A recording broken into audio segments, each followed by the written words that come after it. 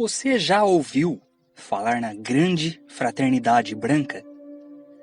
Esse é um assunto bastante popular dentro do esoterismo, mas um pouco desconhecido em outras vertentes espiritualistas.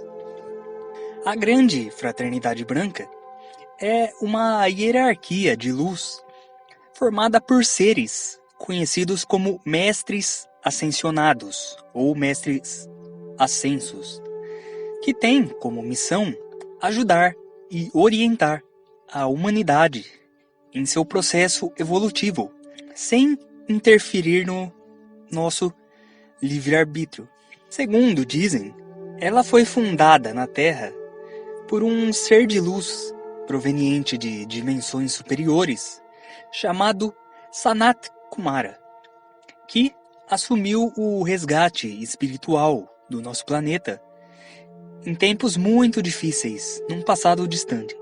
Os primeiros conceitos sobre a Fraternidade Branca vieram da Sociedade Teosófica da Helena Blavatsky, que ficou por 10 anos no Tibete, e ela recebeu lá a orientação dos Mahatmas, que detinham um certo conhecimento sobre esses seres. No Ocidente, ela mesclou muito do que aprendeu lá com a religiosidade ocidental, adaptando termos e conceitos. E é por isso que essa doutrina coloca os mestres ascensionados como estando entre Deus e os anjos, em uma alta hierarquia divina, pela influência da cultura judaico-cristã.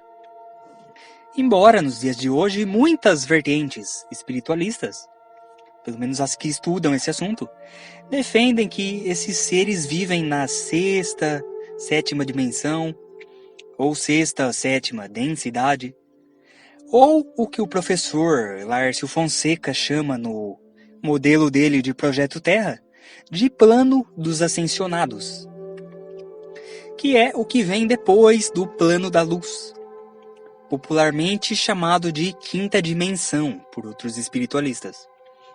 Para vocês terem uma ideia, o nosso lar, as colônias espirituais, o umbral, fica na quarta dimensão. Esse é o plano astral. Acima tem o plano da luz, ou a quinta dimensão.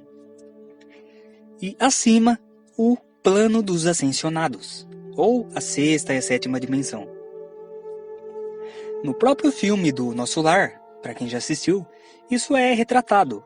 A mãe do André Luiz vive um plano acima e desce para visitar ele no Nosso Lar.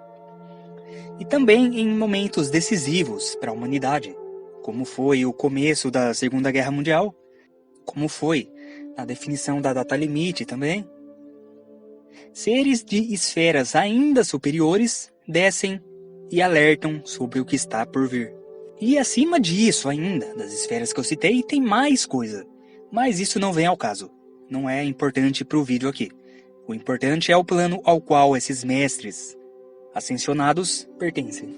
E como vocês perceberam, os termos, os nomes mudam dependendo da tradição espiritualista, né? Por isso é importante estudar um pouco de tudo, não ficar em um modelo só.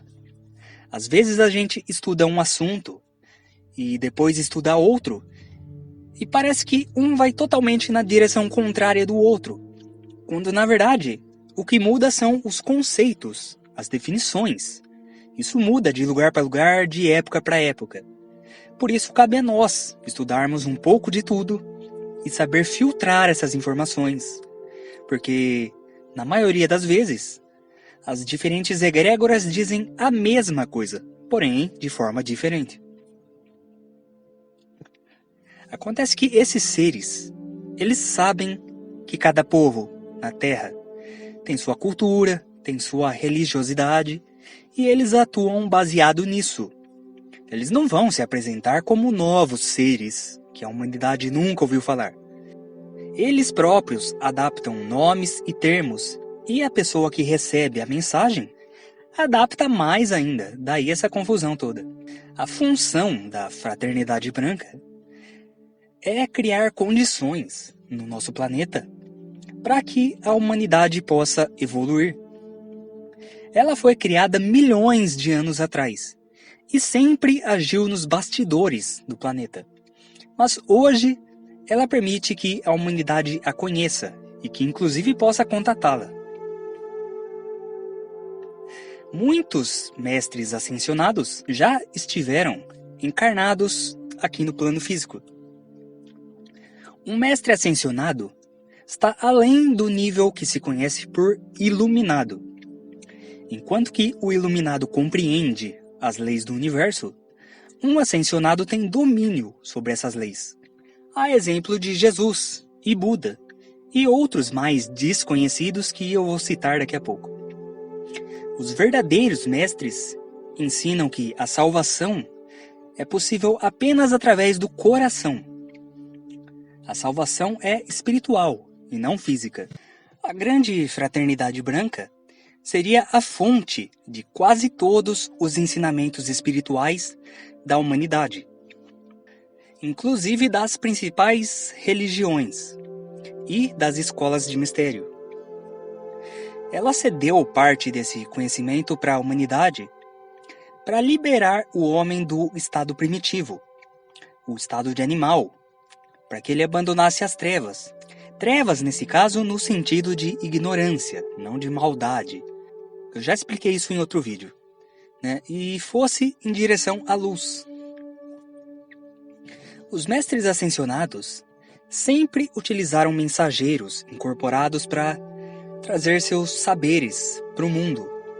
Ou, em várias ocasiões, eles mesmos encarnaram e trouxeram muito conhecimento.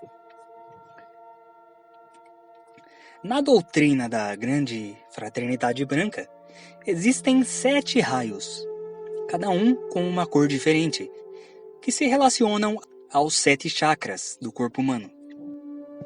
Cada raio também tem um mestre ascensionado responsável e uma religião cujas bases estariam relacionadas com um raio específico.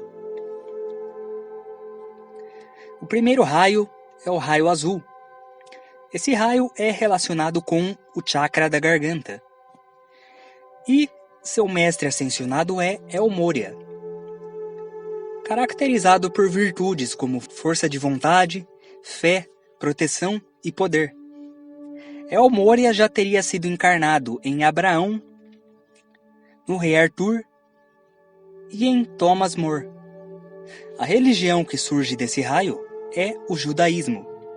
É um raio de luz, coragem, energia, consciência e aceitação da ordem.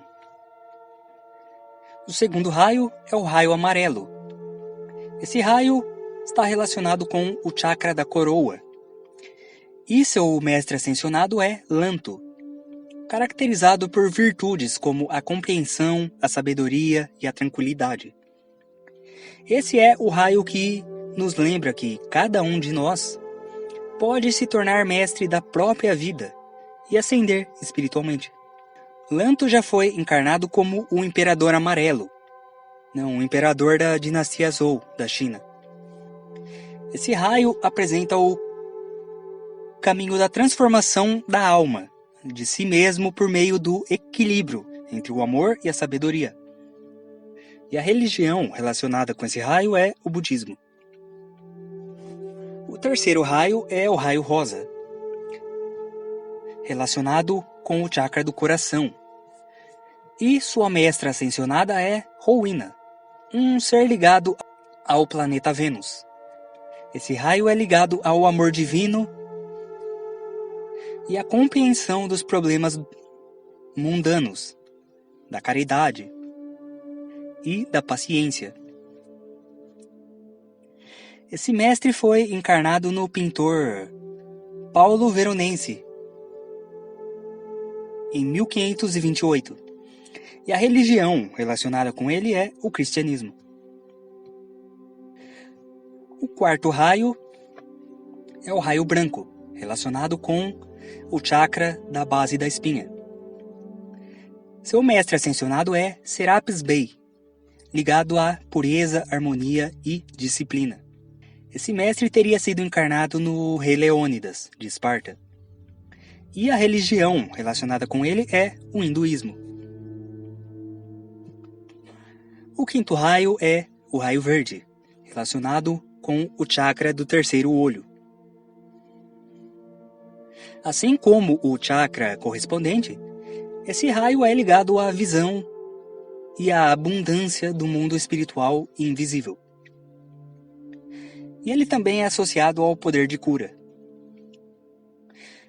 O mestre ascensionado desse raio é chamado Hilarion. Ele foi o mais alto sacerdote do templo de Atlantis e também encarnou em Paulo, um dos apóstolos de Jesus. A religião relacionada com esse raio é o confucionismo. O sexto raio é o púrpura, relacionado com o chakra do plexo solar. Sua qualidade está ligada a uma forma especial de paz, que nos coloca em um lugar de refúgio e calma entre as forças conflituosas. Por meio dessa paz, é possível agir sem influência do ego. A mestra ascensionada nesse raio é chamada Nada, considerada como a mestra da paz. Há quem diga que Nada sucedeu Jesus, que antes era quem ocupava esse cargo. E a religião relacionada com esse raio é o islamismo. Por fim, o sétimo raio é o raio violeta, relacionado com o chakra coronário.